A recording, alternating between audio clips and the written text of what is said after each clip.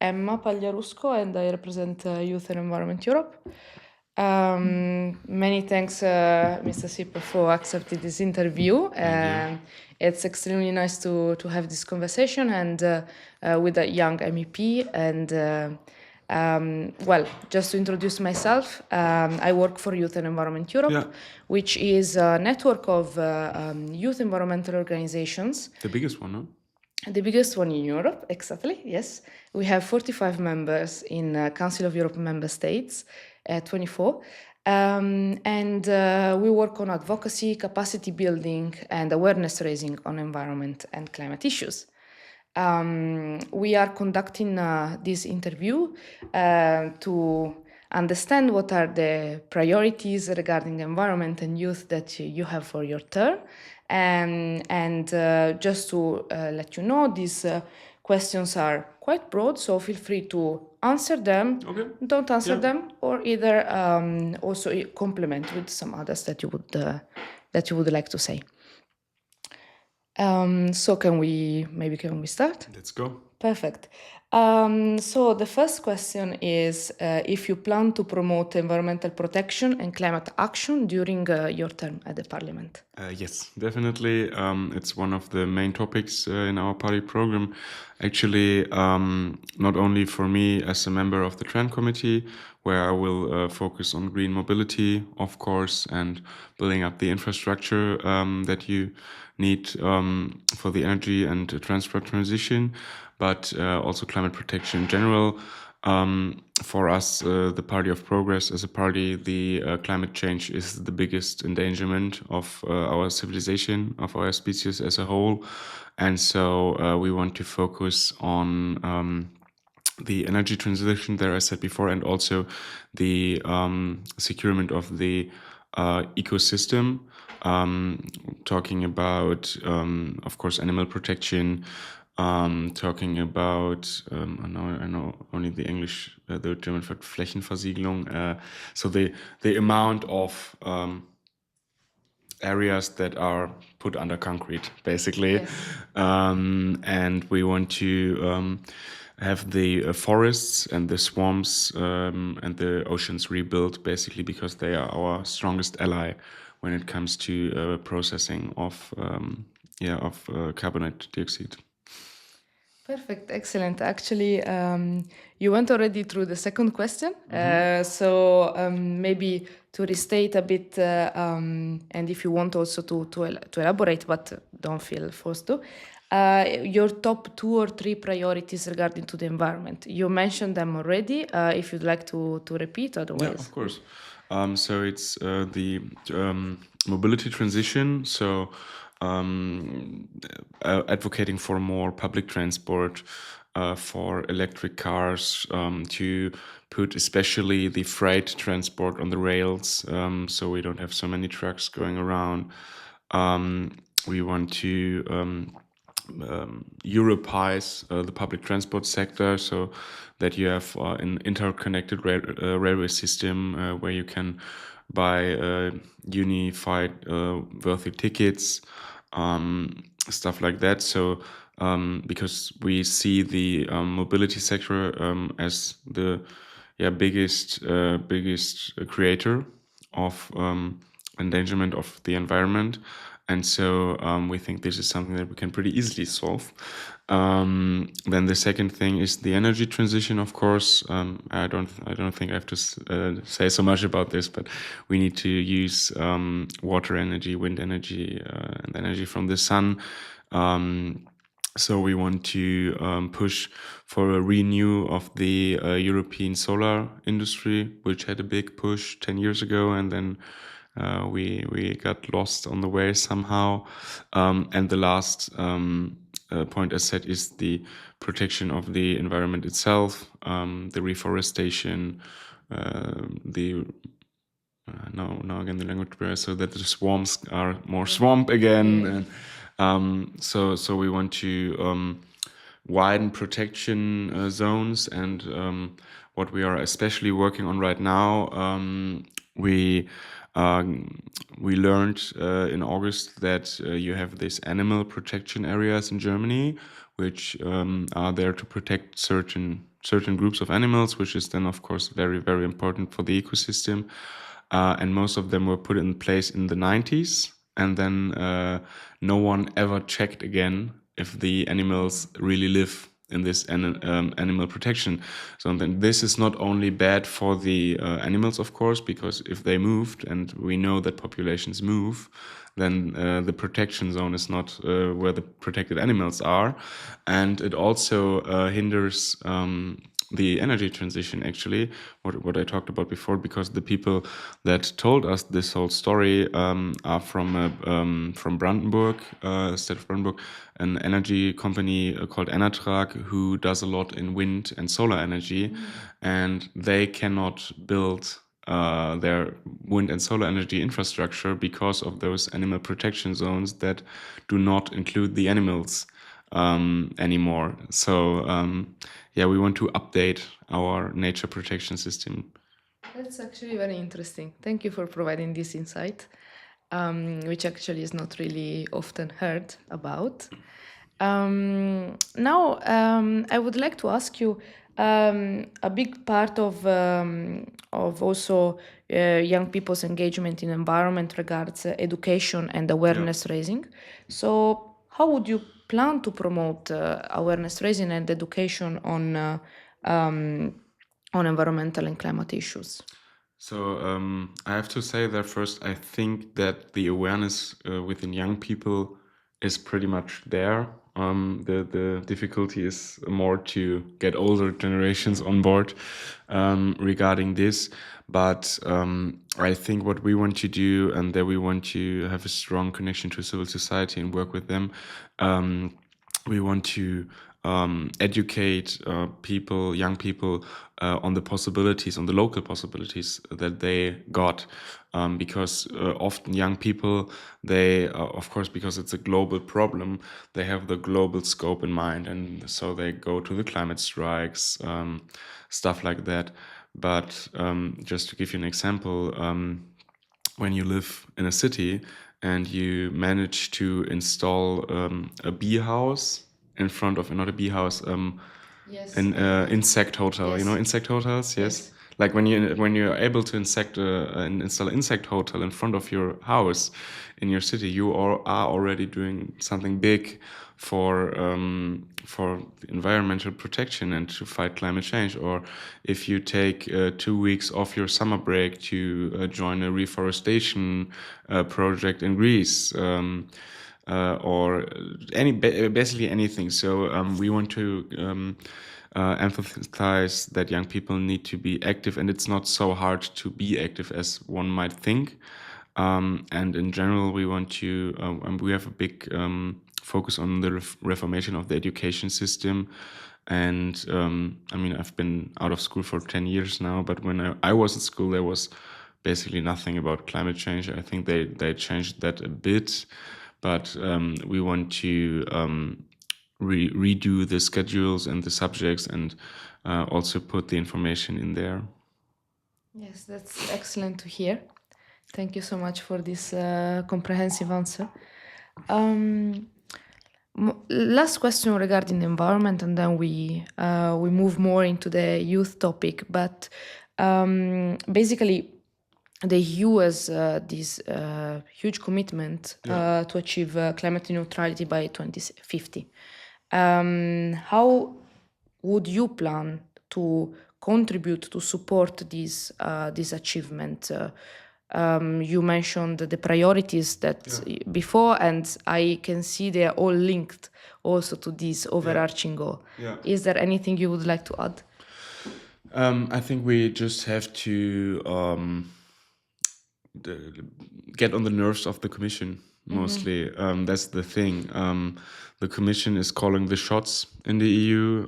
Of course, the European Parliament has a strong role, and it's getting stronger every year, but they are the ones executing the plan. And right now, I'm a bit afraid that maybe we will not be able to reach this goal. I mean, if it would only be young people calling the shots, we would be definitely. But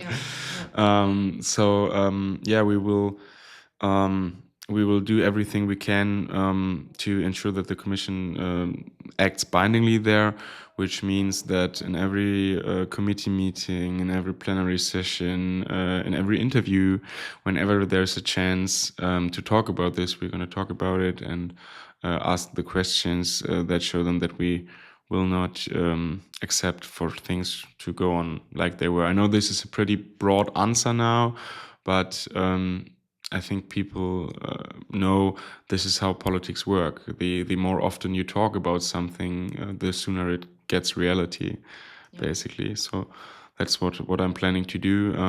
And as you said, next to this, advocate for all the political specific goals that we got.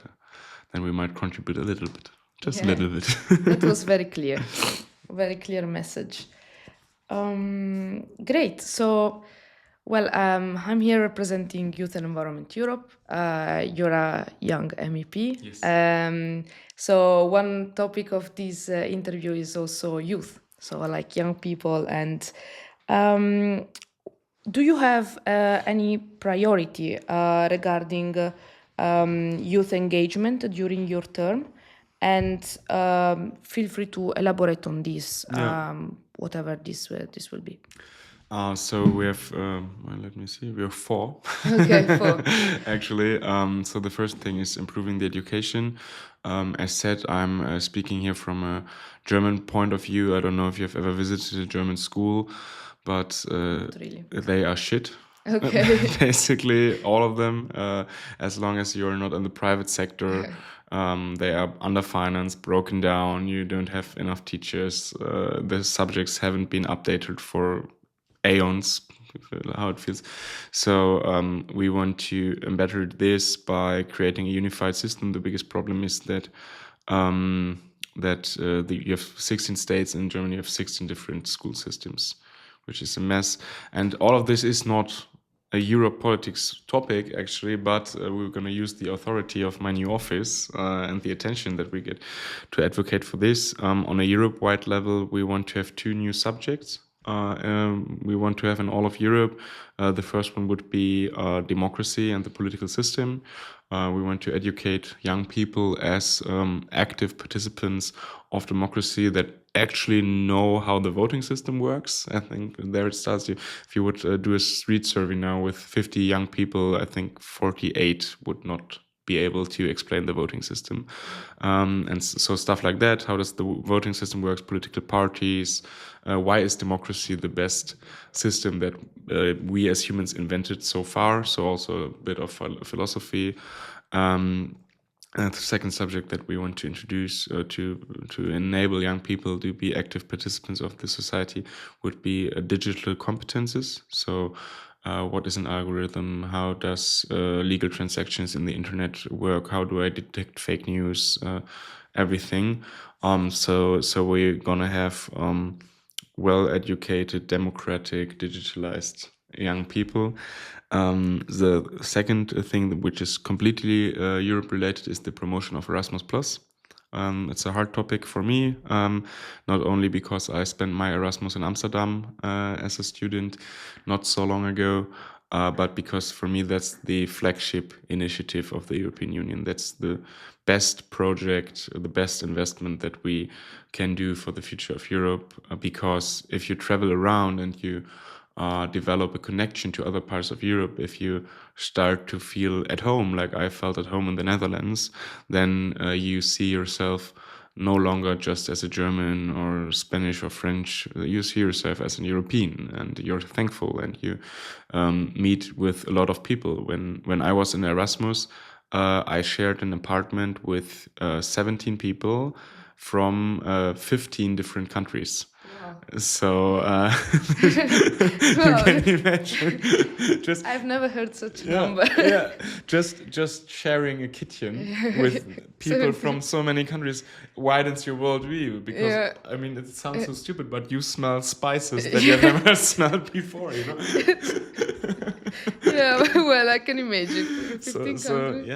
I love Erasmus. I think it should be in Germany. We have a single-digit numbers of percentages of young people who actually do it, which is a shame. It should be like 50%.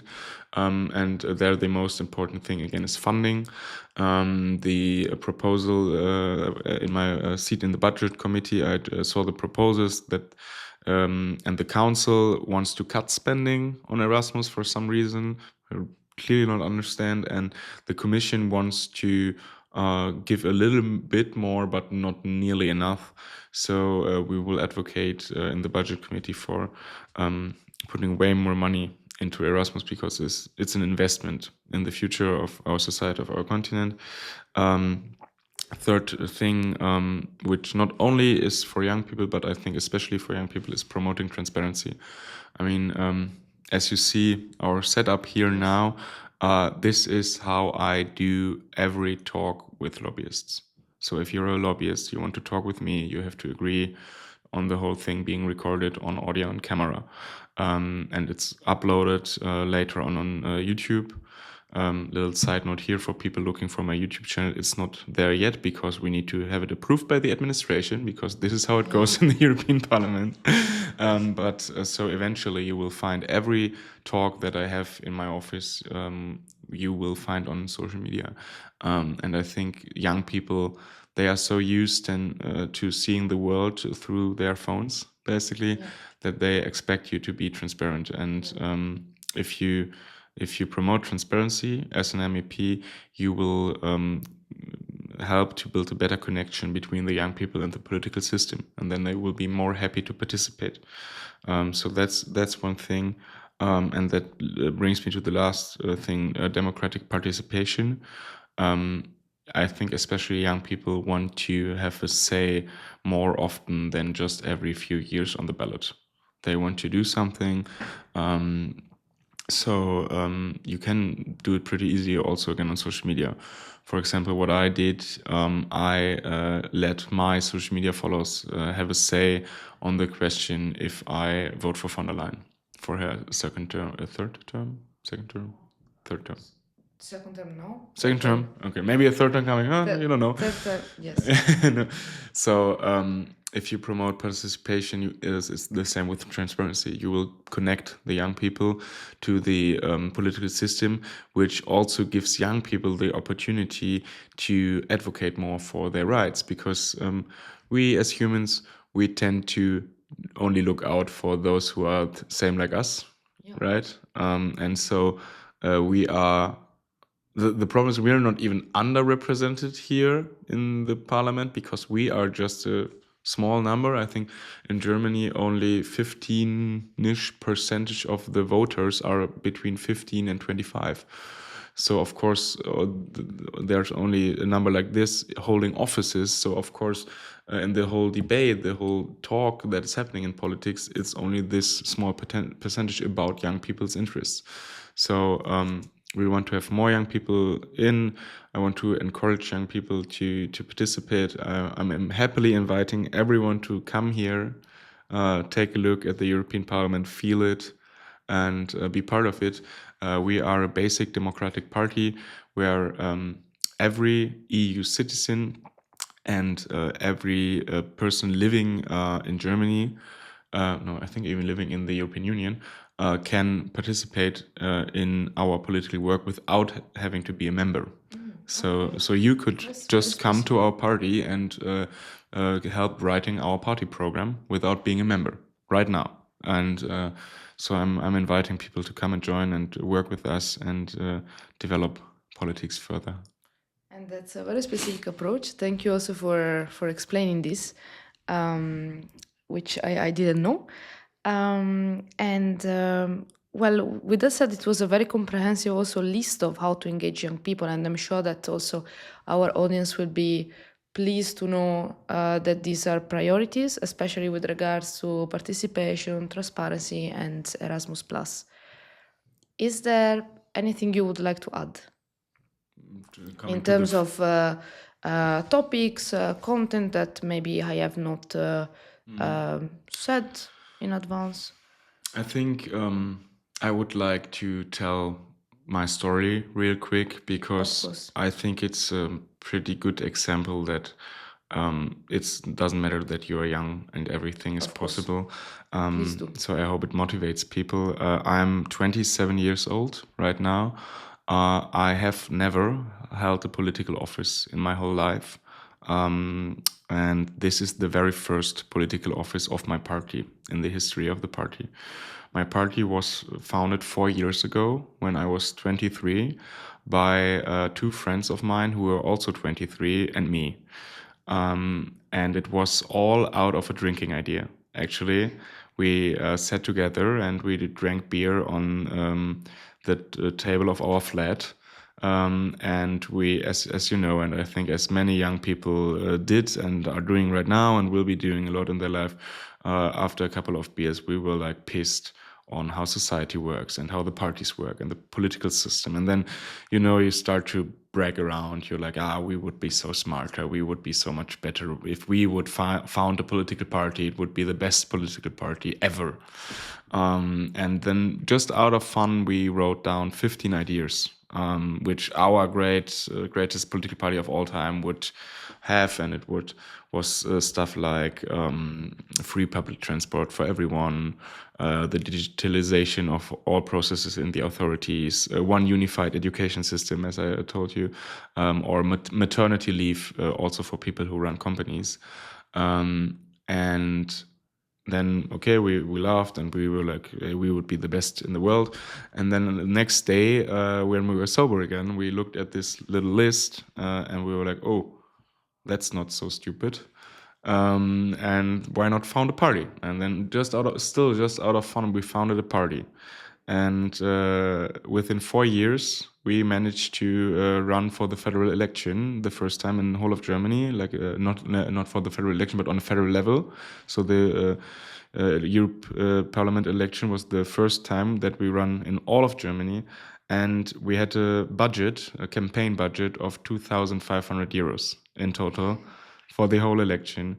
And we just did good social media and good press work. And we managed to get 228,000 votes, which translates to 0.6% of all votes in Germany, which is 1 seat in the European Parliament.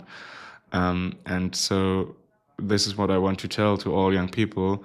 Doesn't matter if you know nothing. Doesn't matter if you don't have money. Doesn't matter that you are young. Just if you are motivated and you pull through and you keep on going, you will achieve everything and you will conquer the world. And don't let anyone or anything hold you back. Wow, that's more than impressive. I mean, I hope that all of young people in Europe will hear this story because it really gives hope. I mean, like seeing you here, I would have never thought that you had such a story behind, and thank you for sharing. I mean, that's really gives hope because you show how from a problem, a complaint, you can actually turn into action if just on the willingness part. I'm sure that you had great motivation behind, and then I can see that this motivation is true, and I hope it will stay at this level for your term as well. Thank you so much again for the questions and the answers given. Just on as a follow-up, we will gather this and publish the answers in our website. Yeah. We will share the before with you the final form, and in our social media as well. Wonderful. And we are more than happy to have follow-ups and definitely always. Yes, for the main reason that also this story I think should be heard by many young people. Thank you very much. Thank you. Wonderful.